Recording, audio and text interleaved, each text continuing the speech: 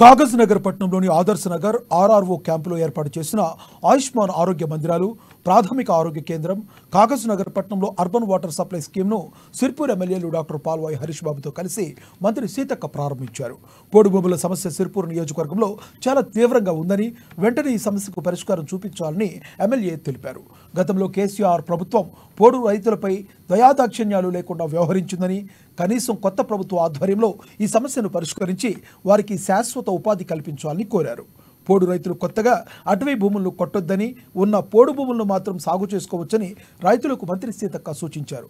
ఇక అభివృద్ధి పనులకు కావలసిన నిధులు ఎక్కడ ఆగకుండా ప్రజలకు ఉపయోగపడే విధంగా వాటిని ఉపయోగిస్తామని చెప్పుకొచ్చారు. అలాగే అక్కడ ఉన్న వారందరూ అధికారిక కార్యక్రమాల్లో ప్రోటోకాల్ ప్రకారం నడుచుకోవాలని తెలిపారు.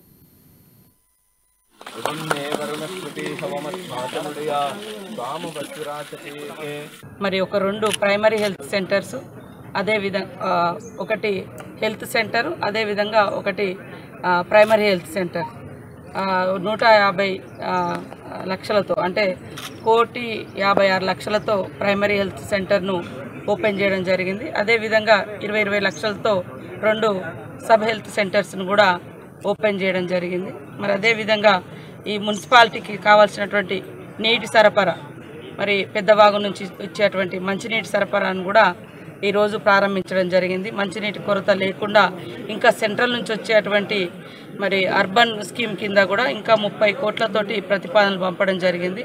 వాటిని కూడా సద్వినియోగం చేసుకొని ఈ ప్రాంతంలో మంచినీటి ఎద్దడి లేకుండా పూర్తి స్థాయిలో నీరు కానీ అదేవిధంగా హెల్త్ ప్రాబ్లమ్స్ కూడా రాకుండా తీసుకునేందుకు ఒక దిక్కు హెల్త్ డిపార్ట్మెంట్కి సంబంధించినటువంటి వారిని కూడా అలర్ట్ చేస్తూ ఉన్నాం.